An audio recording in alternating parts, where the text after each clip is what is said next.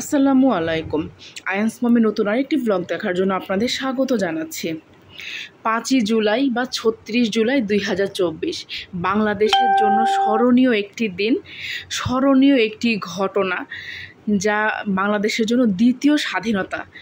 আসলে বাংলাদেশের সন্তানরা যে কী করতে পারে, বাঙালি তরুণরা যে কী করতে পারে, সেটা এই ঘটনাটা না ঘটলে আমরা কেউ বুঝতে পারতাম না, জানতেও পারতাম না।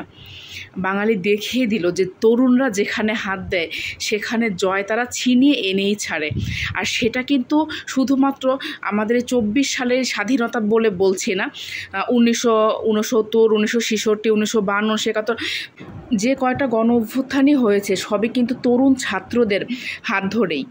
তো সবগুলোকে একদম ছাপিয়ে গেছে 2024 সালের ছাত্রদের কোটা সংস্কার আন্দোলনকে ঘিরে। মাত্র কয়েকটা কয়েকজন, অল্প কয়েকজন স্টুডেন্টকে ঘিরে এটা শুরু হয়েছিল। তারা শাহবাগে বসেছিল কোটা সংস্কার আন্দোলনটাকে কেন্দ্র করে।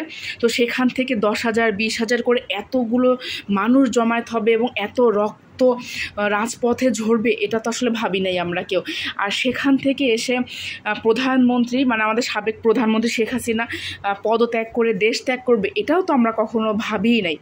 তো এতগুলো রক্তপাত হলো, এত সন্তান হারালো তার বাবা মা, কত স্ত্রী তার স্বামীকে হারালো, কত ভাই তার বোনকে হারালো, কত বোন তার ভাইকে হারালো, এবং কত সন্তান বাবা হারা হলো।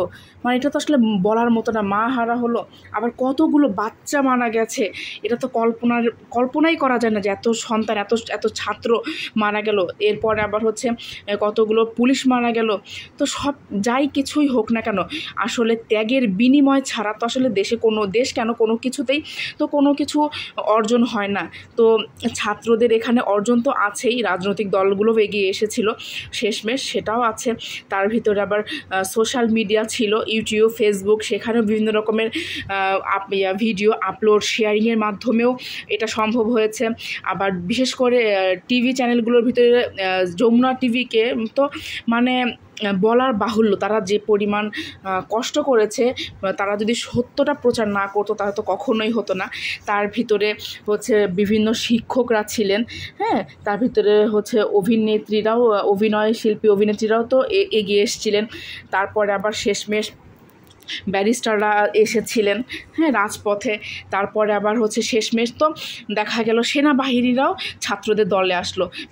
এই বিজয়টা আসলে এতগুলো সবাইকে ছাড়া তো অসম্ভব ছিল, তাই না? ছাত্ররা শুরু করেছিল, ঠিক আছে, সবাই সহযোগিতা না করলে তো আসলে হতো না। তো শেষমেশ যাই হোক, যত রক্তপাতই হোক না কেন, তার বিনিময়ে ছাত্ররা তো তাদের দাবিটা আদায় করতে পেরেছে। তবে এখন এতটুকুই আমাদের চাওয়া থাকবে, দেশ স্বাধীন হওয়ার পরে আমরা কোনো হানাহানি রেষারেষি চাই না। আমরা চাই না কোনো ধর্মের ভিতরে কোনো ভেদাভেদ থাকুক। আমরা চাই না রাষ্ট্রীয় স্থাপনাগুলোকে আপনারা নষ্ট করুন। আমরা চাই দেশের শান্তি, দেশের মানুষের শান্তি, দেশ যেন ভালো থাকে, দেশের মানুষ যেন শান্তিতে থাকে, এটাই আমাদের চাওয়া। এবং আমাদের সন্তানরা যখন প্রাতিষ্ঠানিক শিক্ষা নিতে যাবে, সেখানে আমরা কোনো দুর্নীতি চাচ্ছি না। শিক্ষাক্ষেত্রে, চিকিৎসা ক্ষেত্রে, তারপর খাদ্যর ক্ষেত্রে যেটা বলছি, যে পরিমাণ দ্রব্যমূল্য বেড়ে যায়, মানুষের নাগালের বাইরে চলে যায়, আমরা সেখানেও চাচ্ছি যে সেখানেও কিছুটা হাত পড়ুক। তবে নতুন কোনো মুখ আসুক, সেটাও আমরা চাচ্ছি। পুরাতন দলগুলো থেকে আসলে মানুষের একটু বিরক্তি একটা চলে এসেছিল, তো সেটা বাদ দিয়ে যদি নতুন কোনো মুখ আসে, অবশ্যই সেটা তো গ্রহণযোগ্য হবে।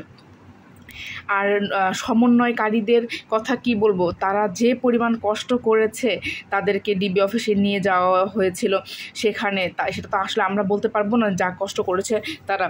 তো সব কিছু ভেদ করেও আমরা চাই একটা সুস্থ সুন্দর বাংলাদেশ গড়ে উঠুক, এই কামনাই করছি। আজকে এ পর্যন্তই। আল্লাহ হাফেজ।